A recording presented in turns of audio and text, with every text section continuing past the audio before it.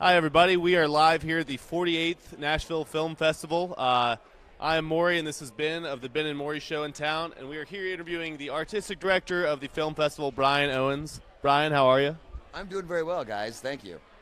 Great. Thanks for. No, Brian, thank you. Okay? And we'll tell you why, folks, because I've sabotaged this interview.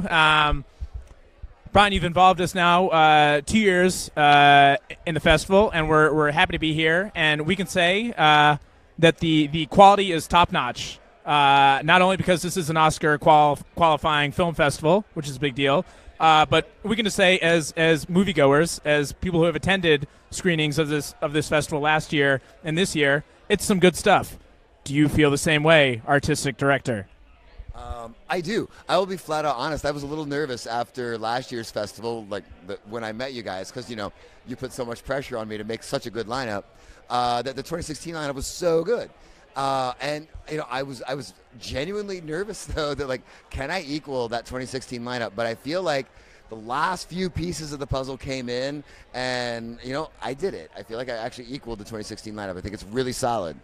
And so tell them, we've talked to you about this before, but how many movies did you watch to pick the ones that are here?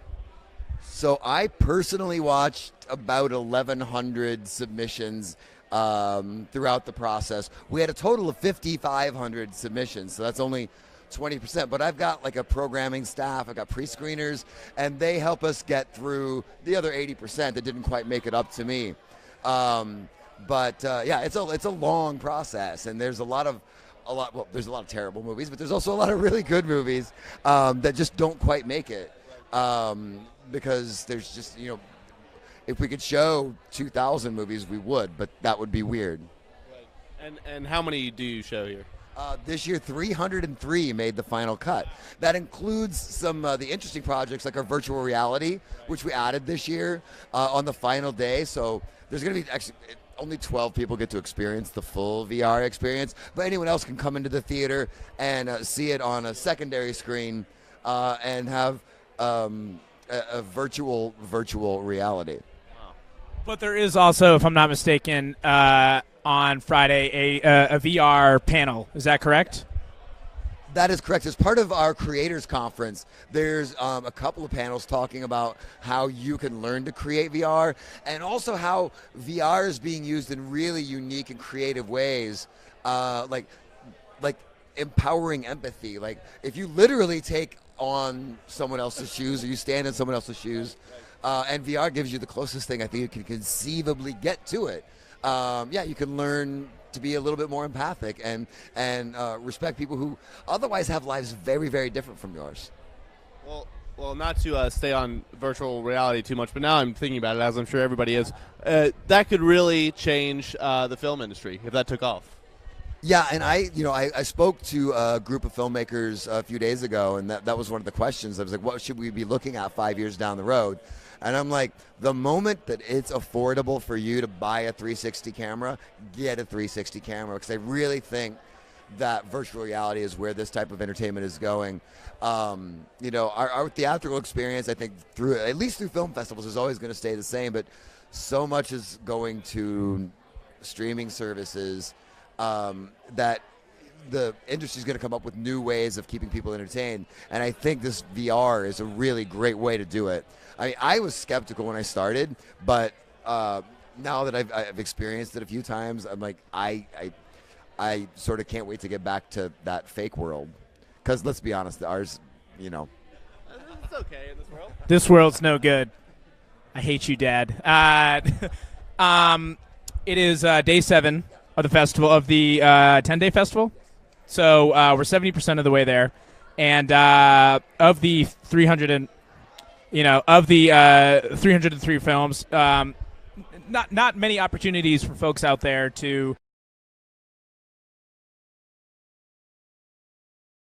Can you give us a little taste of what's left still to be viewed, and why people should come out and see them? Most definitely. Tonight and then also tomorrow, we've got Manifesto with Cate Blanchett. One of the best actresses in the world working today, hands down. But interestingly enough, she plays 13 different roles in the film in 12 different scenarios. And the 12 different scenarios are each the personification of a 20th century artistic or political movement. So, for instance, like at the very beginning, she plays a homeless man dragging a shopping cart through a dilapidated Berlin factory while she recites the Communist Manifesto. It essentially, it's experimental cinema, but with Cate Blanchett in it, so everyone will go see it. How many of the 20 personifications can you rattle off? I know. The Communist Manifesto, the Dogma 95 Manifesto, the Conceptual Art Manifesto, the Performance Art Manifesto, and there's something about choreography, but I don't remember the name of the manifesto itself. So I got 5. I feel like that's pretty good. Otherwise, thinking of the other ones would take me way too long. And 5 out of 20, I just want to be clear, that's 25%. And today's day 7 out of 10. 70%. So we're 70%. There's 30% left to go. Well, I mean, given the fact that my brain essentially is now mush, I'm surprised I haven't told you that Cate Blanchett was starring in an animated short about a little bunny. I mean, so I'm happy that I can remember anything. Also, Friday night, we've got a screening of Axis. It's the directorial debut for Aisha Tyler. You might know her from The Talk. Or you might know her from Criminal Minds, or you might know her as the voice of Lana Kane on Archer, which that's my jam right there. And so we're really excited about that. She's going to be here in person to present it. I think she's going to be sitting on this couch in like 48 hours. A little bit. She was Ross's girlfriend. I think the name was Carol, like way back on Friends. And that's so. Right, and I liked her, and then she was a host of Talk Soup. I mean, so literally she's like this multi-hyphenate, and now she decided to add hyphen director. That's how cool she is. So we're really excited to have her here. I'm really excited about the movie. And then also Friday night and going into Saturday, we've got Dog Years starring Burt Reynolds and Chevy Chase. That was the one I was trying to describe earlier with the band Shell, where he goes to Knoxville. Is that correct? That's correct. He's actually invited to the International Nashville Film Festival, which is a fictional thing. And they're going to give him their Career Achievement Award, only it's actually like 4 guys who just like movies.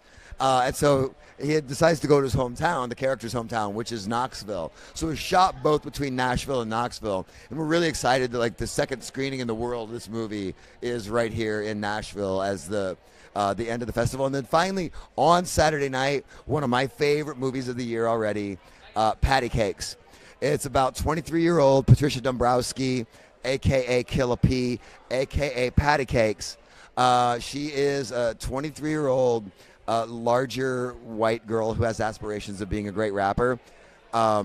It's like 8 Mile with a girl power message, and the whole thing wouldn't work were it not for the fact that the lead actress is not only a great actress, she's also a great rapper. Girl can spit rhymes. I mean, it's really fun. Like, I absolutely loved it. Patty Cakes, there's still a few tickets left on the ones that I mentioned, but not very many, so don't wait too long. That's Patty Cakes, by the way, with a $sign at the end. Patty Cakes with a $sign. We're about wrapping up here, but you mentioned that it's possible, maybe even probable, that most of the people tuning in right now are your family. We've talked about the festival, which, by the way, used to be known as the Sinking Creek Festival, but not sinking anymore, Brian.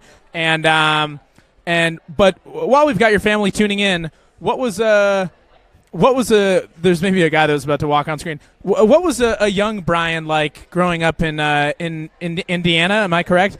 Was he a cinephile? Was he playing with Super 8s? How did you get to where you are today? All right. So, I had bangs so long that I could chew on them. Always like, doing that. Because I also played soccer, so you had to do that a lot if you were trying to play soccer with the bangs in the face. I mean, you didn't do that. And I was a cinephile. I was a high school student, and one of my favorite movies was Gorillas in the Mist.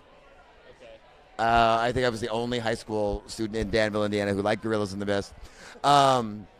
but nonetheless, yeah, no, that's who I was. And then I went to college and I saw that like I could take a class on film. What? So I did, and like the moment my professor started showing me these great films from the 1940s, like I knew, I'm like, somehow, some way, I've got to work in film. It's got to be a thing I do. And so, yeah, fast forward, we'll say 15 years, although that's a complete and total lie. Here I am. So I've got. I'm always curious to ask people who know film well. One last question: favorite actor, favorite actress? All right, actress, a little bit easier. I think Julianne Moore rocks the world right now. Like, she's incredible. She does everything right. Even if she's in a bad movie, she's the good part of it. Actor, he doesn't do that much, but when he does it, Daniel Day-Lewis just kills me every single time. So, it's like the Oscars, too, because he wins like every single time he's in a movie, basically. But, yeah, so if I want to make a movie, I want the two of them to be in it. Well, like someday. It's good to have dreams. Well, we're winding up here with Brian. And Brian, I want to say, you mentioned your brain turning to mush.